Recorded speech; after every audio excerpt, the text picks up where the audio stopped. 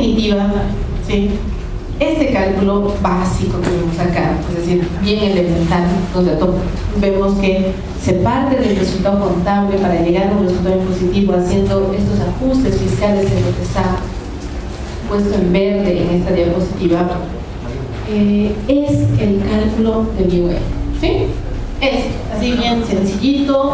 En el caso que vamos a hacer mañana, sí, es un casito bien interesante que se llama Tierra Verde. He dicho, no vamos a ser medio ecologistas y vamos a pensar en cosas bonitas, así que he pensado un caso de ese estilo para ustedes. Vamos a ver en ese caso la misma liquidación del IVA, así de básica como aparece acá, pero obviamente con cifras y con números, ¿no? Entonces, este es el cálculo o la liquidación del impuesto, ¿sí? ¿Dónde se traduce esto? En Excel, una hojita de cálculo, un papel de trabajo que puede acompañar la declaración jurada, porque la declaración jurada por sí sola ya es un documento fuerte, ¿eh? Un documento de carácter ejecutivo, ¿sí? Pero esto es el cálculo, ¿ya? Estoy haciendo hincapié en esto porque una cosa es el cálculo en sí mismo, que acompaña, que desglosa, que detalla los ajustes fiscales a través de los cuales el resultado contable se convierte en resultado tributario, ¿sí? Se encuentra la base y por tanto, aplicando la alícuota, se encuentra el impuesto. Y esto, posteriormente, se tiene que traducir, llevar a un documento oficial, que es justamente la declaración jurada, ¿no ven? ¿Qué será una declaración jurada? Para refrescar los conocimientos de tributación. ¿Qué es una declaración jurada? En el Código Tributario, por si acaso, hay unas definiciones, son interesantes, son buenas, les pueden servir si en algún momento les dicen quiero saber qué es una declaración jurada. Uno fácilmente en la oficina o en el lugar de trabajo puede recurrir al código, ¿no ven? Los que han sido mis alumnos saben que intento de que recurran siempre a la norma fuente, porque como cuando hablamos en el ámbito profesional, son las normas en la parte de impuestos lo que nos da la solidez y los criterios técnicos que emanamos, ¿no ven? Entonces, el que quiera conocer una definición más normativa puede ir al Código Tributario y ver qué define nuestro Código Tributario como declaración jurada, ¿sí? Pero conceptualmente podemos hablar que básicamente una declaración jurada, como su nombre lo indica, es una manifestación, una declaración de los datos que hacen a la liquidación de un impuesto, ¿sí? ¿Qué datos se necesitan para liquidar un impuesto? Ahí les estoy recurriendo a conceptos tributarios. Eso, técnicamente bien, ¿no? La base imponible es un elemento esencial, ¿sí? Acuérdense de los famosos elementos esenciales del tributo, ¿no ven? La base imponible y la alícuota son los que determinan la cuantía del impuesto, ¿cierto? ¿Y en qué momento voy a pagar? Y es otra cosa que es el elemento esencial, ¿cuándo? ¿En qué momento? ¿No ven? El nacimiento del hecho imponible.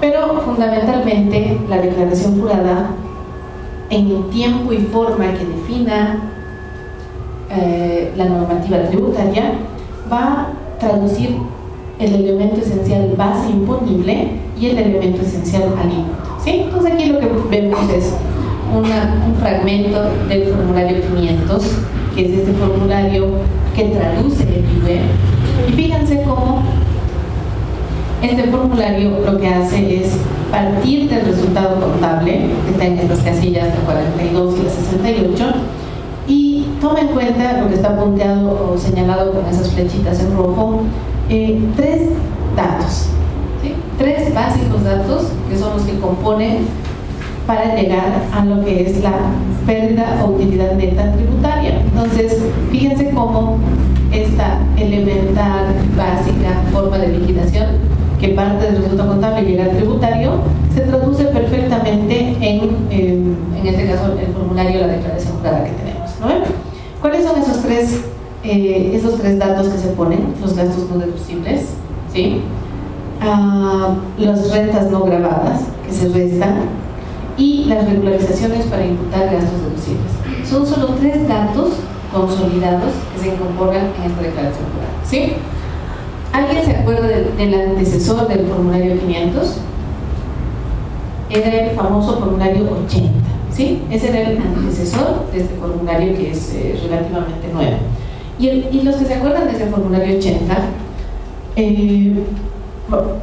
pueden recordar que era muchísimo más grande, ¿sí? Porque en lugar de tener 3 datos condensados, diremos así, tenía una apertura muchísimo más grande. En la parte, por ejemplo, de gastos no deducibles, desglosaba cada tipo de gasto y decía depreciaciones no deducibles, donaciones no deducibles, ¿sí? Previsiones no deducibles. Entonces, concepto por concepto, ¿ok? Entonces, cuando cambian a este formulario, a la nueva versión de los formularios, básicamente condensan 3 cosas, ¿sí? ¿Y por qué les señalo esto? Porque tendría que ir hasta la parte del IWE o del anexo 7. Vamos a ver después que básicamente el anexo 7 toma en cuenta estos 3 mismos conceptos del formulario, ¿sí? Entonces, la liquidación que hemos visto así bien simplecita es la que tenemos que hacer para cualquier IWE, para traducir eso dentro de este formulario, ¿sí? Y después de este formulario, en forma paralela, se completará el anexo 7 que acompaña también en forma complementaria a este formulario, ¿ok? Pero de los 3, obviamente el único que tiene una característica jurídica bien fuerte es el formulario 500, porque es el único que es una declaración jurada que tiene carácter ejecutivo. ¿Qué significará que tiene carácter ejecutivo? ¿Alguien se acuerda? ¿Qué significa cuando uno dice una declaración jurada puede ser ejecutada, tiene carácter de ejecución? Esto, la ejecución, por si acaso está puesta también en el Código Tributario, ¿sí? La ejecución tributaria, ¿saben qué es? Puede ser exigido por el Estado.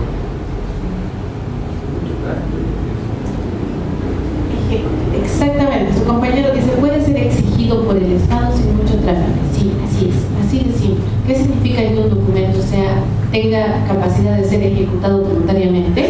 Que te lo viene a cobrar, ¿sí? Esos documentos, por ejemplo, vamos a hablar de algunos de los más famosos, la RD, la resolución determinativa, ¿no? Me hacen una fiscalización, revisan todo y al final de todo sale el documento definitivo que se llama RD, resolución determinativa, ¿no? Tengo 20 días para presentar una impugnación, eso es decir, frenar ese carácter ejecutivo.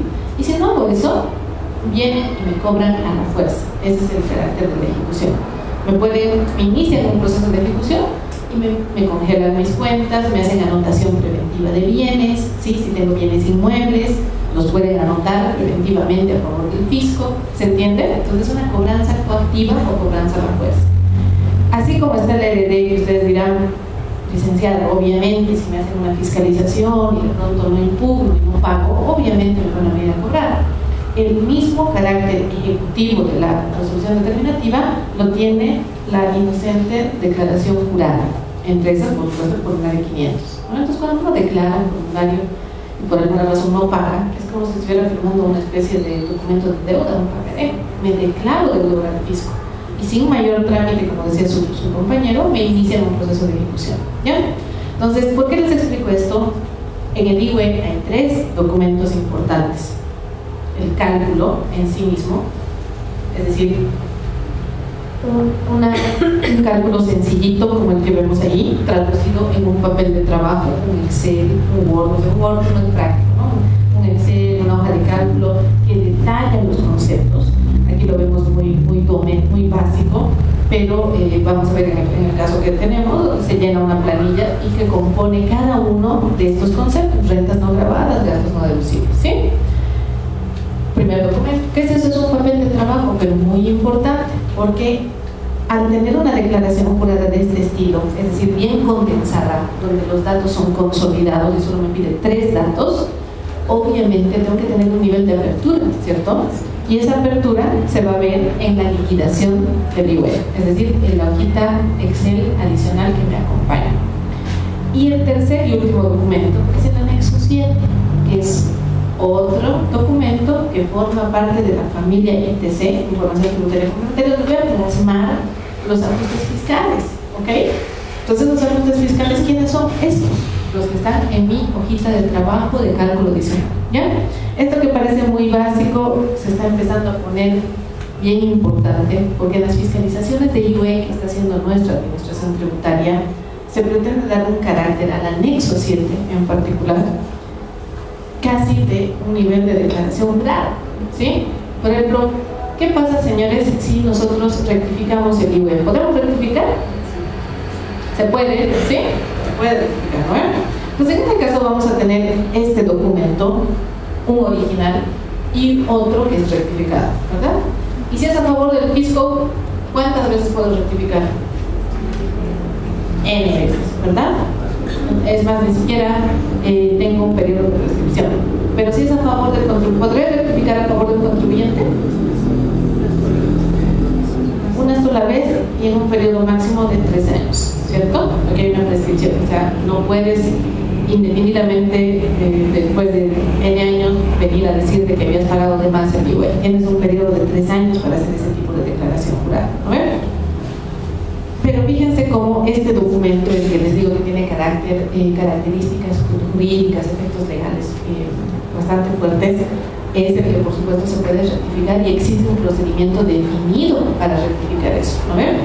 Una de las cosas, por ejemplo, que en este momento está en el radar de análisis de la parte de impuestos en los procesos de impugnación, en las fiscalizaciones de IVE, es como el formulario 500 es tan condensado y tienes 3 datos, entonces rectificas y mueves estos números. Y entonces, ¿en qué parte mueves la composición que tiene esto? Hay 2 composiciones, ¿verdad? Una es la liquidación del IVE y la otra es el anexo 7 que lo acompaña. Entonces, la pregunta del millón es, ¿debo rectificar mi anexo 7? ¿Sí? Entonces, se los estoy comentando y se los planteo porque esos son los tipos de debates que tienen contribuyentes con la administración tributaria y dirimiendo con la autoridad de impugnación tributaria, que es la instancia de impugnación administrativa, ¿cierto? Es decir, a ver, cuando rectifiqué, ahora debí mover mi anexo 7, ¿puedo mover el anexo 7? Eso es algo de las preguntas que vamos a procurar respondernos mañana, ¿sí? Y yo les dejo con esa inquietud. Porque son cosas que se preguntan, ¿verdad? Muevo mis declaraciones cuantas veces quiera a favor del fisco. ¿Y qué hago con el anexo 7? Además que está auditado. ¿Puedo rectificar el estado financiero auditado? No puedo, ¿no? Por lo menos no tengo un procedimiento. Tendré que inventarme mi propio procedimiento. Y es correcto que los administrados, o sea, los contribuyentes, nos autoadministremos, nos autonormemos. Eso no existe en materia tributaria, ¿verdad? O sea, se tiene que estar establecido y normado, ¿ya? Entonces, estos son, por eso, últimamente, en diferenciar qué es la declaración jurada, qué es el anexo 7 y qué es, digamos, la hoja de cálculo, se ha vuelto de pronto importante. Y algunos de los casos que en este momento se están debatiendo en la Autoridad de Impugnación Tributaria hacen, aunque no lo crean, a la discusión de la relación que tiene la declaración jurada con el anexo 7, ¿sí? Y los cargos que están viniendo por, es que en tu anexo 7 pusiste este dato, y de pronto voy a decir un ratito, el anexo 7 reporta todo eso, pero si tú quieres ver mi composición, si tú quieres ver la composición de mis ajustes fiscales, tienes que venir a esto, no tienes que ir al anexo 7. Pero de pronto la administración tributaria dice, pero es que el anexo 7 es lo único que yo veo. Pero es que ¿por qué no me pides la otra parte? ¿Se entiende un poco? En una forma bien sencilla, pero estoy tratando de mostrarles una situación polémica en este momento entre administrados, contribuyentes, la administración tributaria y el ente de impugnación, que es la AIT, ¿ya?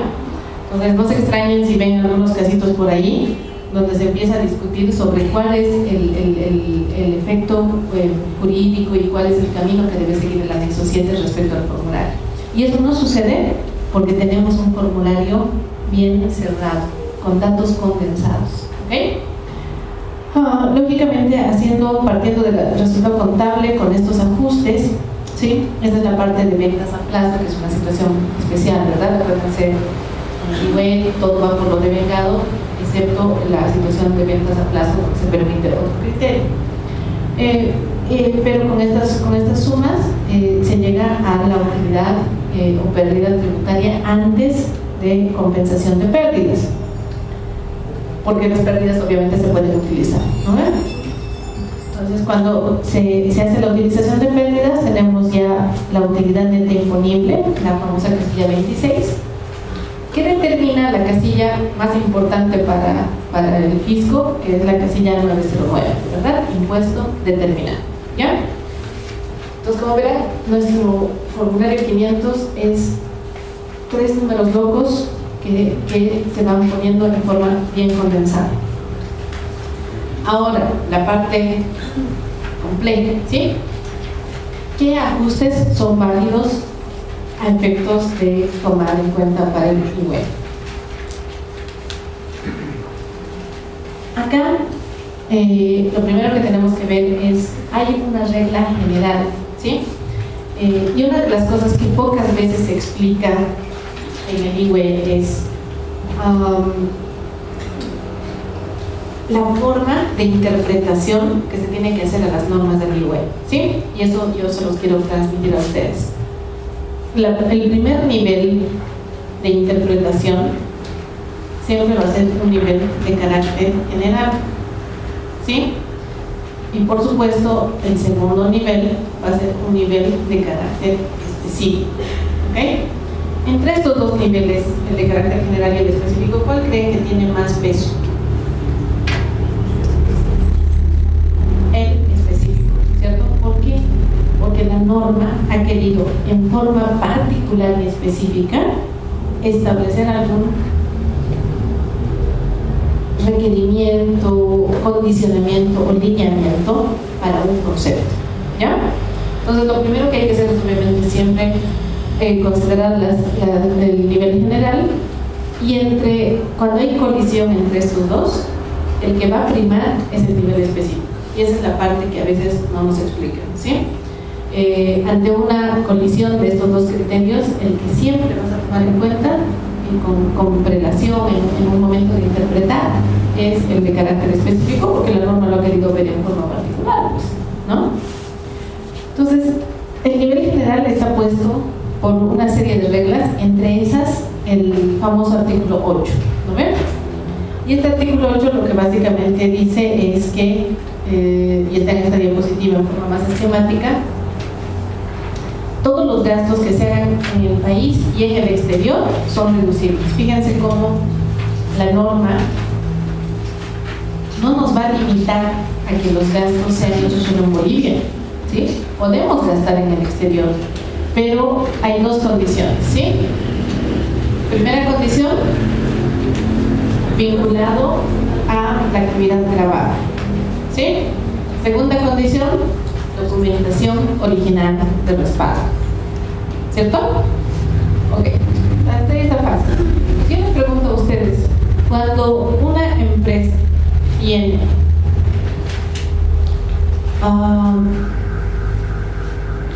un gasto, ¿sí? Y no obtiene una factura por ese gasto, ¿el gasto es deducible o no es deducible?